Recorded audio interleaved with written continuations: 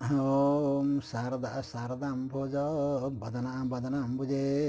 सर्वदा सर्वदास्माकं सन्निधिं क्रियातं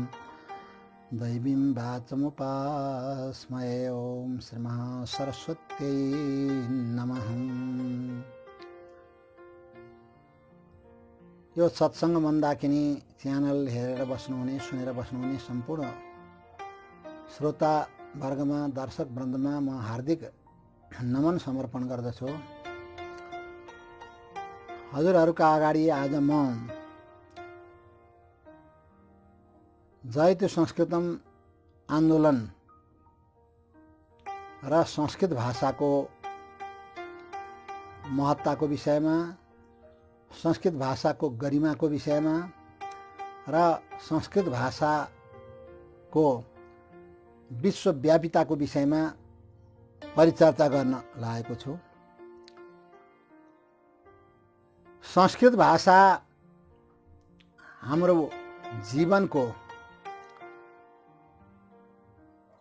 अत्यन्त निकटको भाषा हो, किनभने हाम्रा सम्पूर्ण जीवन पद्धतिहरू संस्कृत भाषा र संस्कृत भाषामा आबद्ध ग्रन्थहरू, विचारहरू, चिन्तनहरू, आचार विचारहरूमा अवलम्बित छन्। हामी सनातनीहरूको जीवनमा संस्कृतको यति ठुलो प्रभाव, यति ठुलो देन छ। हाम्रो जीवनबाट संस्कृत भाषालाई हटाइदिने हो भने, अर्थात् संस्कृतको आश्रय हामीले नगर्ने हो भने हाम्रो आफ्नो अस्तित्व भन्ने कुरा, आफ्नो अस्मिता भन्ने कुरा केही पनि बाँकी रहँदैन। हाम्रा सम्पूर्ण कर्मकाण्डहरू संस्कृत भाषामा आबद्ध छन्। त्यसैगरी हाम्रा उत्कृष्ट विचारहरू, चिन्तनहरू संस्कृत भाषामा आबद्ध छन्। हाम्रा ज्ञानका गरिमाहरू संस्कृतमा आबद्ध छन्, किनभने हाम्रा जुन उपनिषदका अत्यन्त ती दिव्य ज्ञानहरूको आश्रय गरेर पश्चिमी जगत पनि आश्चर्यचकित भएको छ, पश्चिमी जगत पनि पुलकित भएको छ। र त्यसै गरी हाम्रा उपनिषदमा जुन आश्रमहरूका चर्चाहरू आउँछन्, जुन त्यहाँ ज्ञान विज्ञानका जुन चर्चाहरू आउँछन् देश विदेशबाट, ती आश्रमहरूमा जो मानिसहरू तत्त्वज्ञान सिक्नका लागि, जीवन पद्धति सिक्नका लागि, त्यसै गरी सम्पूर्ण जीवनोपयोगी कलाहरू सिक्नका लागि जो त्यहाँ आउँथे र तिनको चर्चा उपनिषदमा गरिएको छ। ऋग्वेददेखि लिएर अहिलेसम्म पनि त्यो संस्कृतको जुन प्रभाव छ अविच्छिन्न रूपमा निरन्तर अगाडि बढिरहेको छ। ऋग्वेदका ऋषिहरूले जीवनको एउटा उल्लासको क्षणलाई, त्यसै गरी जीवनका ती उल्लासमय, ती आनन्दमय वातावरणलाई जसरी उहाँहरूले सुरुमा चित्रित गर्नुभयो, उहाँहरूले चाहिँ संसारमा प्रचार प्रसार गर्नुभयो, त्यो धारा विभिन्न रूपमा अगाडि बढ्दै गयो। त्यो धारा स्मृतिको रूपमा अगाडि बढ्यो, त्यो धारा पुराणको रूपमा अगाडि बढ्यो, त्यसै गरी तन्त्रशास्त्रको रूपमा अगाडि बढ्यो र त्यसै गरी अरू जो विभिन्न शाखा प्रशाखाहरू छन् ती रूपमा ती धाराहरू अगाडि बढ्दै आए र अहिलेसम्म पनि निरन्तर ती धारा प्रवाहित भइरहेका छन्। कतिपय जो पुराना भाषाहरू छन् ती पुराना भाषाहरू वक्ताहरूले बिस्तार बोल्न छोडेका हुनाले र त्यसै गरी तिनको अध्ययन गर्ने व्यक्ति नभएका हुनाले, ती व्यक्तिहरू समाप्त हुँदै गएका हुनाले ती भाषाहरू पनि समाप्त हुँदै गए। एउटा नाम शेष मात्रै बाँकी रह्यो, खालि तिनीहरू थिए भन्ने नाम मात्रै बाँकी छ अहिले। तर पुराना भाषाहरू मध्येमा संस्कृत भाषा अहिलेसम्म पनि जीवित रूपमा, अत्यन्त सशक्त रूपमा अगाडि आइरहेको छ। संस्कृतको जुन स्पन्दन छ, संस्कृतको जुन मूल प्रवाह छ, त्यो मूल प्रवाह प्रत्येक पूर्वीय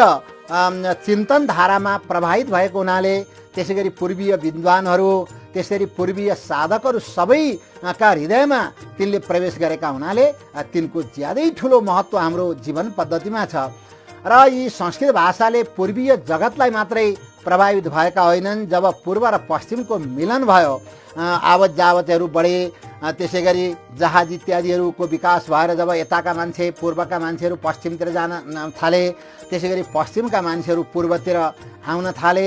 र पश्चिमीहरूले भारतवर्षमा आएर, युरोपियनहरूले, बेलायतले भारतमा आएर जो आफ्नो प्रभुत्व कायम गर्यो, त्यतिखेर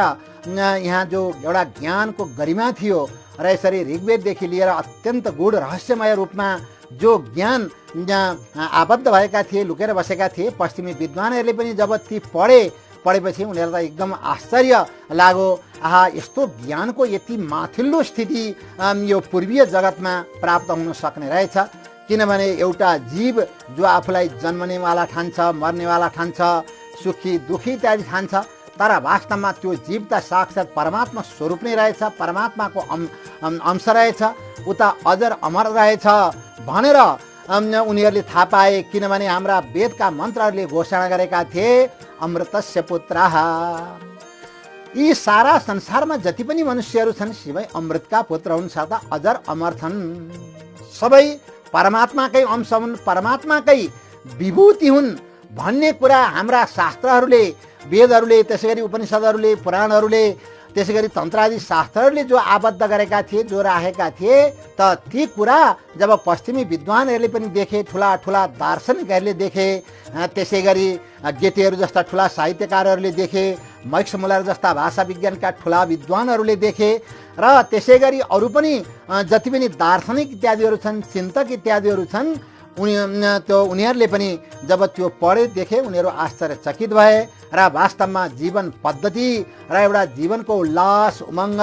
एउटा जीवन कला, बाँच्ने कला त पूर्वीय संसारले सिकाएको रहेछ भन्ने कुरा उनीहरूले बुझे र त्यसैले गर्दा उनीहरूले हाम्रा यहाँका ती ज्ञान विज्ञानका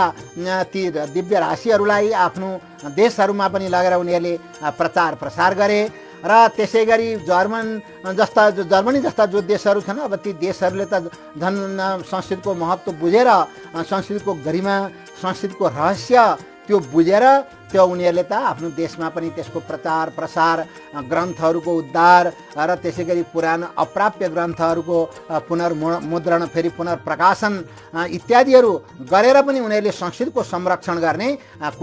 प्रयास गरे र त्यसैले गर्दा आज संस्कृत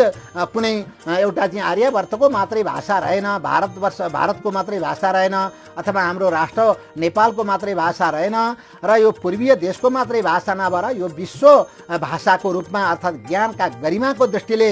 यो चाहिँ सारा संसारमा फैलिएको छ र यति ठुलो महत्त्व संस्कृत भाषाको छ। किनभने हामीलाई वास्तवमा यो गरिमा पूर्ण जीवन बिताउनका लागि अथवा गरिमा पूर्ण रूपमा बाँच्नका लागि हामीले आफ्नै संस्कृति, आफ्नै सभ्यता, आफ्नै परम्परा, आफ्नै चिन्तन विचार इत्यादिहरूलाई हामीले पहिले आत्मसात गर्नुपर्ने हुन्छ। किनभने हामीले आफ्ना विचारहरू पहिले आफूमा आबद्ध नगरिकन, अर्थात् ती आफ्ना विचारहरू आफ्ना हृदयमा नराखिकन, ती विचारहरूको आलोडन नगरिकन, तिनलाई नपचाइकन चाहिँ हामीहरूले यसरी चाहिँ आफूलाई बिर्सेर जब पराभिमुखी हामी हुन्छौँ, त्यो अर्काको दासत्व हामीहरू स्वीकार गर्छौँ र हामीलाई लाग्छ अधिकांश पढे गुनेका मान्छेहरूलाई पनि बिचरा अब त्यो संस्कृत धेरै पढेका हुँदैनन्, संस्कृतका ती गूढ शास्त्रभित्र, उपनिषदका ती गूढ रहस्यभित्र, गीताका ती दिव्य ज्ञानहरूभित्र, त्यसै गरी भागवतले एउटा जो जीव र ईश्वरको सान्निध्यको जो चरमोत्कर्ष भागवतले जो देखाए र ती निगूढ समुद्रभित्र, ती अत्यन्त गहिरा समुद्रभित्र जसले प्रवेश नगरिकन, आफूलाई नचिनिकन, आफूतिर नफर्किकन,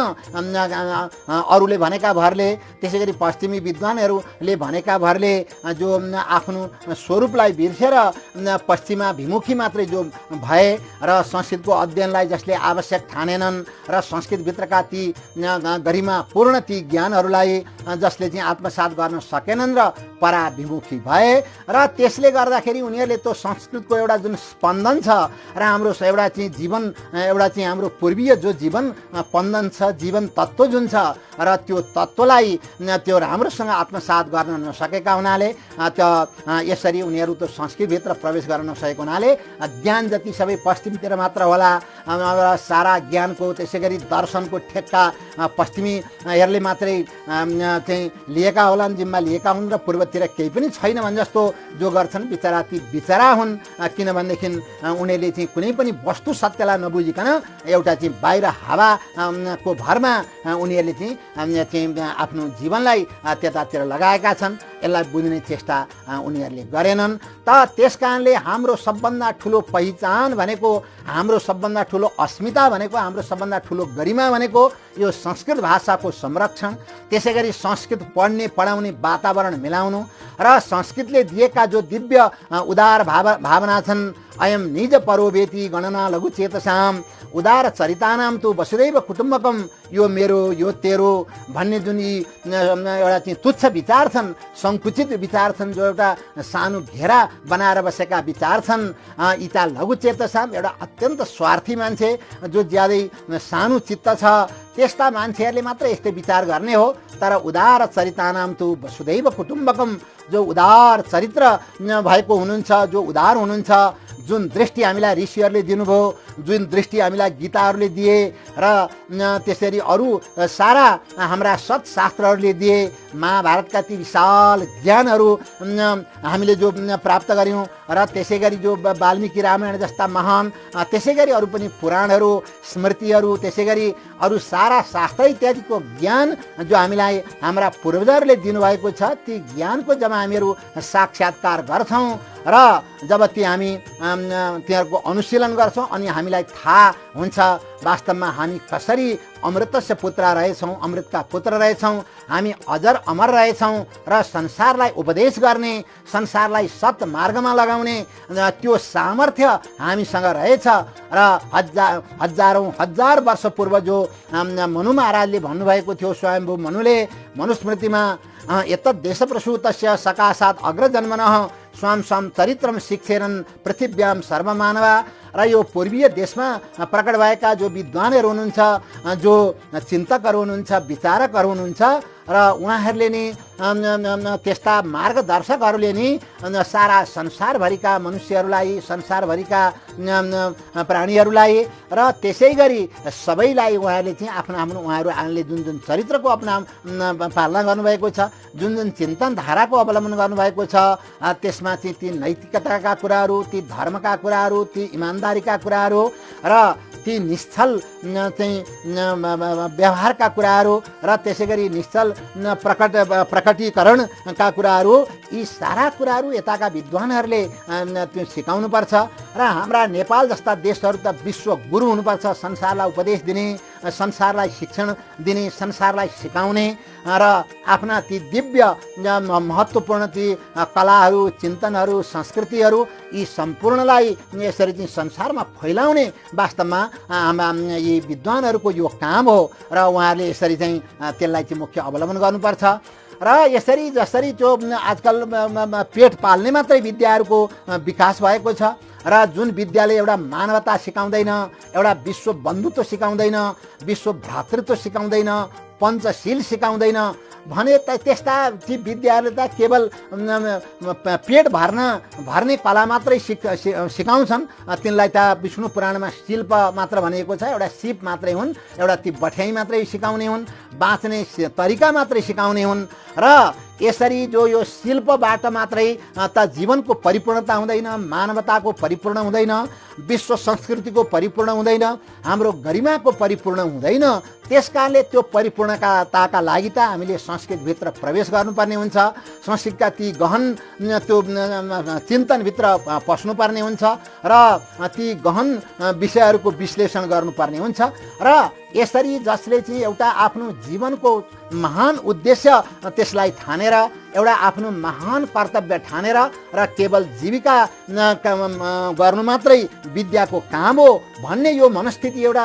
तल्लो किसिमको जो मनस्थिति छ, त्यो मनस्थितिबाट माथि उठेर जब हामी त्यो चिन्तन धारामा प्रवेश गर्छौँ र खालि हामी उपदेश मात्रै गर्दैनौँ, आफू कुनै व्यवहार नगर्ने, अर्कालाई मात्रै उपदेश गर्ने, परोपदेशे पाण्डित्यम भनेर जुन बताएको छ, अर्कालाई उपदेश गर्दाखेरि चाहिँ ठुलो पाण्डित्य देखाउने, विद्वता जस्तो देखाउने, तर आफ्नो व्यवहारमा चाहिँ कुनै पनि त्यो लागू नगर्ने, खालि अर्कालाई उपदेश गरेर त्यसबाट मान्छेलाई प्रभाव पारेर धन सम्पत्ति पैसा इत्यादि कमाएर आफ्नो जीवनलाई सुखी बनाउने मात्रै हामी होइनौँ। हामी त आफू त्यसलाई आत्मसात गर्ने चेष्टा गर्छौँ। हाम्रो संस्कृति, हाम्रो संस्कार, हाम्रो परम्परा, हाम्रो गरिमा, हाम्रो उत्कर्षलाई पनि हामी आत्मसात गर्छौँ र त्यसपछि हामी त्यसको पालना गर्छौँ। हामी त्यसमा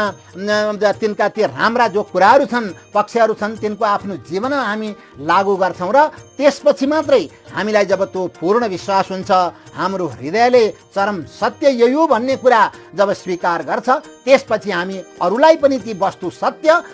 प्रकट गर्ने हाम्रो यो परम्परा हो। किनभने हाम्रा ऋषि महर्षिहरूले यो परम्परा हामीहरूलाई छोडेर जानुभएको छ। हाम्रा ऋषिकुलहरूमा, हाम्रा गुरुकुलहरूमा, विद्यापीठहरूमा र त्यसै गरी हाम्रा यस समाजमा हाम्रा ऋषिहरूले विद्यार्थीहरूको बिचमा परस्पर जुन एउटा चाहिँ शास्त्रार्थहरू गराउनुहुन्थ्यो, वाद विवाद इत्यादिहरू गराउनुहुन्थ्यो र त्यसै अनुसारका लेखनी इत्यादिहरू, त्यसै अनुसारका ग्रन्थहरू जो तयार गर्ने आफूले विद्यार्थीहरूलाई गराउने लगाउनुहुन्थ्यो र त्यसबाट उहाँहरूले जो छलफल इत्यादिको क्रम अगाडि बढाउनु भएको थियो र त्यसबाट शास्त्रमा जुन एउटा निखार आउँछ, शास्त्रलाई एउटा जो कसीमा घोटिन्छ, त्यसले गर्दाखेरि अनि वस्तु सत्य प्रकट हुन्छ, यथार्थ सत्यता त्यहाँ चाहिँ आउँछ र त्यसपछि उहाँहरूले त्यो जीवनमा लागू गर्नुहुन्छ र अरूलाई पनि उहाँले प्रेरणा गर्नुहुन्छ, अरूलाई पनि त्यो लगाउनुहुन्छ। हाम्रो यो आर्ष परम्परा हो, हाम्रो यो सनातन परम्परा हो। त्यस कारणले यो परम्परालाई निरन्तर अगाडि बढाउनु हाम्रो कर्तव्य हो, हाम्रो काम हो। किनभने हाम्रो देश सृष्टिको सुरुदेखि नै त्यो संस्कृत भाषाबाट अनुप्राणित हुँदै आएको हुनाले, संस्कृतका साहित्यबाट अनुप्राणित हुँदै आएको हुनाले, संस्कृतका शास्त्रहरूबाट अनुप्राणित हुँदै आएको हुनाले र त्यही अनुसारका जीवनचर्याहरू युगदेखि हाम्रा चल्दै आएका हुनाले अब हामीले जब वास्तवमा आफूलाई खोज्न थाल्छौँ, आफूलाई चिन्न थाल्छौँ, भगवान् बुद्धले जो अत्तदीपो भव भनेर जो बताउनु भएको थियो, सबभन्दा पहिले त तिमी आफूभित्रै ज्योति प्रकाशित गर, आफूलाई तिमी चिन, आफूभित्रको त्यो दिव्य ज्योति, त्यो दिव्य तत्त्वको तिमी साक्षात्कार गर र त्यसपछि मात्रै तिमी चाहिँ बाहिर उपदेश गर्ने योग्य हुन्छौ भनेर भगवान् बुद्धले हामीलाई जुन उपदेश दिएर जानुभएको थियो। वास्तवमा पहिले त हामीले त अत्तदीप नै हुनुपर्छ, अर्थात् आत्मदीप नै हुनुपर्छ। पहिले त आफैले नै त्यो दियो, अर्थात् ज्ञानको त्यो बत्ती, विज्ञानको त्यो बत्ती, मानवताको त्यो बत्ती र त्यसै गरी विश्व भ्रातृत्वको त्यो बत्ती पहिले हामीले आफैमा चाहिँ जलाउनुपर्छ र त्यसपछि हाम्रा हृदय जब उज्याला हुन्छन्, हामी जब उदार भावनाका हुन्छौँ, हाम्रो हृदय जब व्यापक हुन्छ, विशाल हुन्छ र त्यसपछि हामीले ती आफ्ना ज्ञानहरूलाई, आफ्ना चिन्तनहरूलाई, विचारहरूलाई, आचारहरूलाई हामीले चाहिँ बाहिर जब प्रसार गर्छौँ अनि हामीमा विश्वसनीयता आउँछ, संसारले हामीमाथि विश्वास गर्छ र यसरी हामीले आफूले पनि आचरण गरेर अरूलाई पनि त्यो सिकाउन हाम्रो कर्तव्य हो। र त्यसै गरी जहाँसम्म हामीले आफूतिर फर्केर आफूलाई हेरेर आफूलाई चिन्दैनौँ र त्यसै गरी हामीले जहाँसम्म त्यो आफ्नो अस्तित्वलाई बुझ्ने चेष्टा गर्दैनौँ, त्यहाँसम्म वास्तवमा हामी त ओल्लो घाट न पल्लो तिरको हुन्छौँ। किनभने आफ्नो भन्ने कुरा पनि अर्को पनि केही पनि छैन। हामीले पुरै बाह्य संसारलाई पूर्ण रूपमा हामीहरू स्वीकार गर्न पनि सक्दैनौँ, पुरै उनीहरूको अगाडि हामी आत्मसमर्पण पनि गर्न सक्दैनौँ। नसकेपछि त्यस्तो किसिमको त्यो एउटा ढलपलको जुन अवस्था छ, ओल्लो घाट न पल्लो तिरको जुन अवस्था छ, त्यो अवस्थाबाट मुक्ति प्राप्त गर्नुपर्ने परिस्थिति हाम्रो अगाडि आएको छ। हामीले त्यो स्थिति प्राप्त गर्नुपर्छ र यहाँका हाम्रा पुराना अभिलेखहरू, त्यसै गरी हाम्रा यहाँका पुराना सामग्रीहरू, त्यसै गरी हाम्रा यी मन्दिरका ती चित्रकलाहरू, त्यसै गरी अरू जो मूर्तिकलाहरू छन् र त्यसै गरी अरू पनि जति पनि छन्, हाम्रा यी योग सम्बन्धी जुन अत्यन्त प्राचीन जो सिद्धान्त छन्, जुन योग आदि सिद्धान्तहरूले, आयुर्वेदका हाम्रा जो चिन्तनहरू छन् र त्यसै गरी हाम्रा जो सिद्धान्त ज्योतिषहरूले बताएका जो चिन्तनहरू छन् र यी चिन्तनहरू वस्तु सत्यमा आधारित चिन्तन हुन्। ऋषिहरूले अनुभव गरेर देखाउनु भएको र त्यो एउटा भौतिक संसारसँग पनि, उहाँले भौतिक परिवेशसँग पनि त्यसलाई चाहिँ उहाँ मिलाएर र त्यो जुन सत्यता यी शास्त्रहरूमा उहाँले देखाउनु भयो, ऋषिहरूले प्रत्यक्ष शास्त्रहरूमा देखाउनु भयो, ती सारा कुराहरू संस्कृत भाषा नपढिकन, संस्कृत साहित्य नपढिकन, संस्कृतका ती गरिमाहरू नबुझिकन, ती उपनिषद गीता इत्यादिहरूमा प्रवेश नगरिकन, भागवत रामायण इत्यादिभित्र प्रवेश नगरिकन र हाम्रा ती अगाध जो तन्त्रशास्त्र छन्, स्मृतिशास्त्र, तिनीहरूको आलोडन नगरिकन हामीले प्राप्त गर्न नसक्ने हुनाले ती प्राप्त गर्नका लागि, आफ्नो देश नेपाल जस्तो राष्ट्रलाई चिनाउनका लागि र आफ्नो त्यो दिव्य जुन वास्तविक स्वरूप छ त्यसलाई चाहिँ प्रकट गर्नका लागि पनि हामीले संस्कृत पढ्नुपर्ने अत्यन्त आवश्यकता हुन्छ। र यसरी हाम्रा जो शिलालेख इत्यादिहरू पनि संस्कृत नपढिकन जान्न सकिँदैन, हाम्रा पुरातत्वका सामग्रीहरू पनि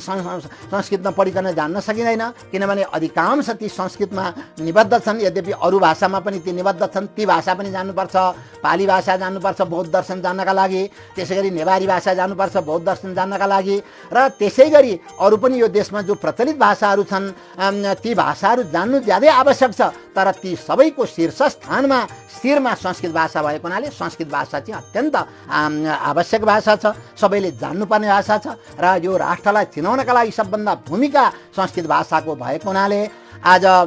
यी प्रसङ्गमा जो जयतु संस्कृतम नाम गरेको आन्दोलन तिनधारा छात्रावासबाट जो 2004 सालमा जो सुरु भएको थियो र त्यो आन्दोलनले एउटा चाहिँ नवोन्मेष नयाँ दृष्टि जो प्रदान गरेको थियो। किनभने त्योभन्दा अगाडि संस्कृत पढ्नु भनेको एउटा प्राचीन कुराहरू मात्रै जान्नु, अहिलेको संसारसँग वर्तमान संसारसँग विच्छिन्न हुनु र त्यही कर्मकाण्ड इत्यादि मात्रै गराउनु र यसरी एउटा परम्परा धान्नु मात्रै भन्ने जुन त्यतिखेरसम्म संस्कृतलाई जुन दृष्टिले त्यहाँ हेरिएको थियो र एउटा संस्कृतलाई चाहिँ मृत भाषा अर्थात् यो प्रचलनबाट बाहिर गएको भाषा, अहिले प्रचलन नभएको भाषा भनेर जुन हेला गरिन्थ्यो र त्यो हेलाको विरुद्ध र त्यहाँका विद्यार्थीहरूले तिनधारा छात्रावासका जो विद्यार्थीहरूले एउटा आन्दोलन जयतु संस्कृतम नाम गरेको जो आन्दोलन सुरु गरे र त्यो आन्दोलन जो सफल भयो र त्यो आन्दोलनको प्रभावले गर्दाखेरि संस्कृत पढ्ने विद्यार्थीहरूले पनि आधुनिक विषयहरू, आधुनिक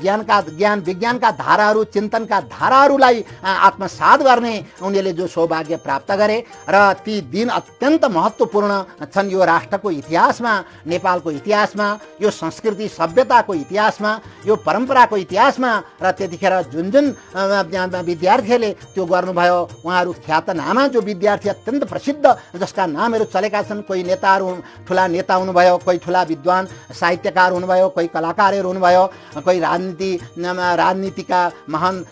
ज्ञाताहरू हुनुभयो, कोही राजनीति गर्ने पनि हुनुभयो र उहाँकै कारणले गर्दा आज संस्कृत जुन व्यापक रूपमा यो प्रसारित भयो र यसरी सर्वग्राह्य संस्कृत रहेछ भन्ने कुरा समाजले थाहा पायो र त्यस्तो त्यो जुन दिव्य आन्दोलन भएको थियो र त्यो आन्दोलनको